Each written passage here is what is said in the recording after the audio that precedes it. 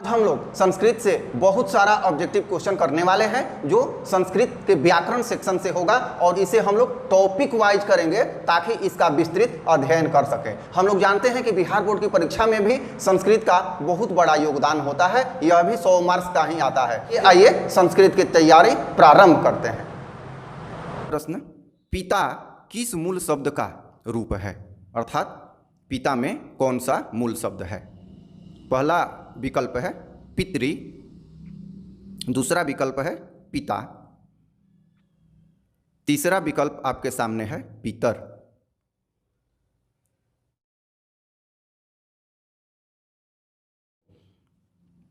उत्तर होगा पितृ, पहला विकल्प। अगला क्वेश्चन, गच्छति में कौन सा मूल धातु है?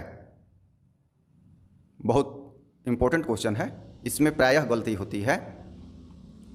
तो पहला ऑप्शन है गच्छ, दूसरा है गच्छ, हलंत नहीं है, और तीसरा है गम। ध्यान दीजिएगा, दो गच्छ है, एक में हलंत है, एक में हलंत नहीं है, और तीसरा है गम। तो मूल धातु बतलाना है, जिसका सही उत्तर है गम। यहाँ गलत हम लोग कभी कभी लिख देते हैं।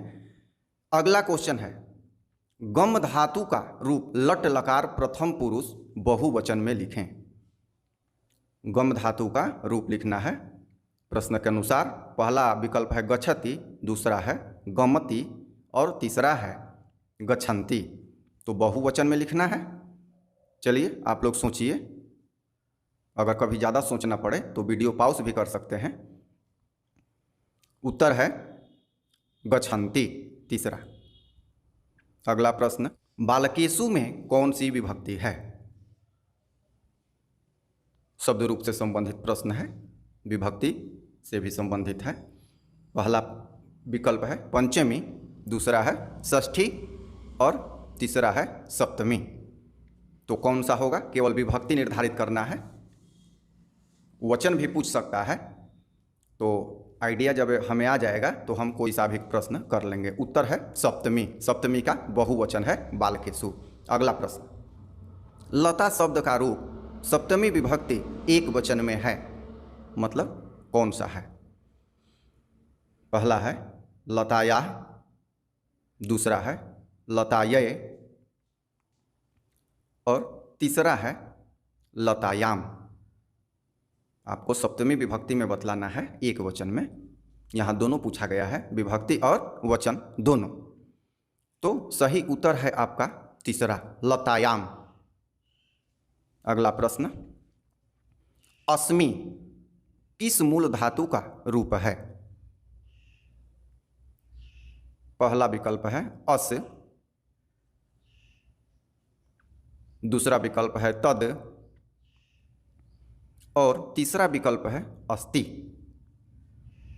आपको इन तीनों में से सही उत्तर निर्धारित करना है।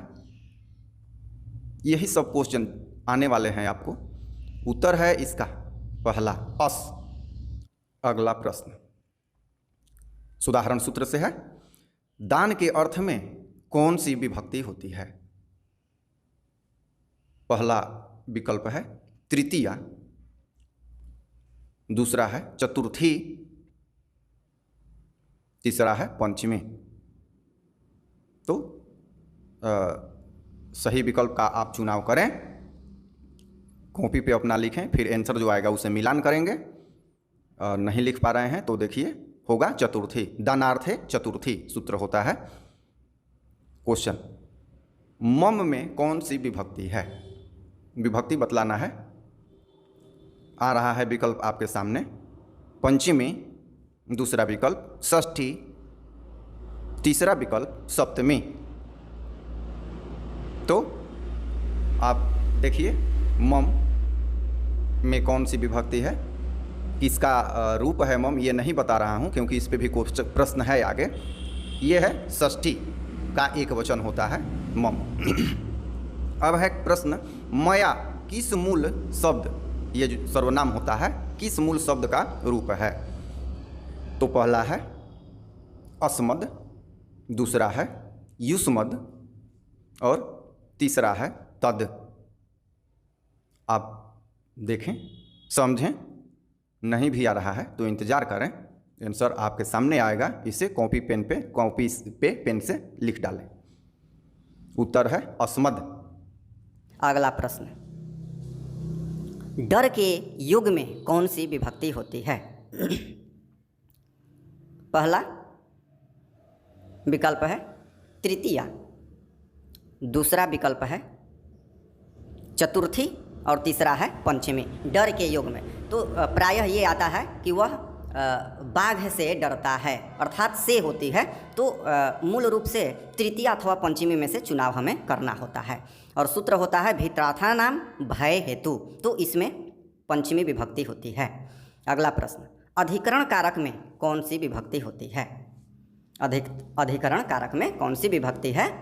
तो पहला है पंचमी, दूसरा है षष्ठी और तीसरा विकल्प आपके सामने है सप्तमी। आसान क्वेश्चन है किंतु कई बार आ चुका है, इसलिए जानना जरूरी है। चलिए लिखा जाए कॉपी पे और मिलान किया जाए। आंसर है इसका सप्तमी। अधिकरण को सप्तमी भी बोलते हैं। अगला प्रश्न, साथ के योग में कौन सी विभक्ति होती है? साथ अर्थात राम के साथ सीता, मोहन के साथ सोहन, ये जो साथ है इसमें कौन सी विभक्ति होती है? पहला विकल्प है द्वितीया, दूसरा है तृतीया और तीसरा है चतुर्थी। तो आप देखें कौन सी विभक्ति होगी। ये भी उदाहरण सूत्र से ही प्रश्न लिया गया है। सह, सह का मतलब होता है साथ, तो सह में कौन सी होती है? उत्तर है तृतीया। अगला प्रश्न, जिसे कोई चीज़ अच्छी लगे तो उसमें कौन सी विभक्ति होती है? अच्छा लगना अर्थात रुचना, उदाहरण सूत्र से लिया गया है रुचि में। ऐसा भी प्रश्न आ सकता है रुचि के साथ कौन सी विभक्ति होती है? पहला है पंचमी, दूसरा है चतुर्थी, तीसरा ऑप्शन है आपका सप्तमी। आप देखें कौन सा होता है। अगर समय ज़्यादा चाहिए तो वीडियो रोक लें, फिर आगे बढ़ाएंगे और उत्तर का मिलान करें। उत्तर आपका होगा चतुर्थी। अगला प्रश्न, लता शब्द का रूप तृतीया विभक्ति एक वचन में होता है।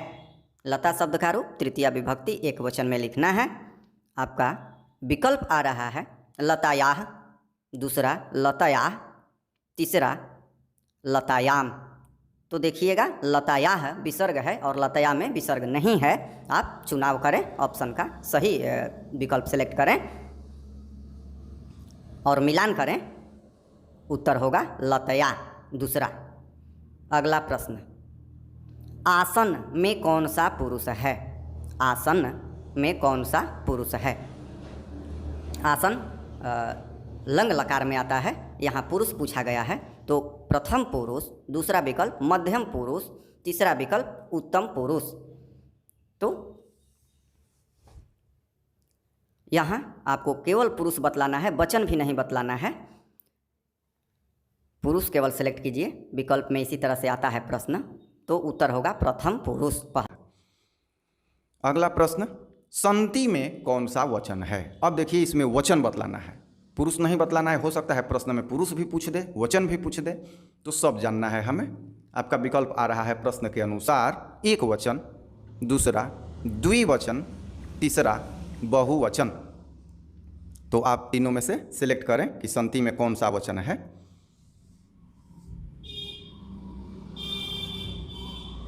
तो उत्तर है आपका बहुवचन होता है। कि यह वीडियो आपको बहुत ही रोचक और अच्छा लगा होगा। अगर अच्छा लगा है तो लाइक जरूर कीजिएगा।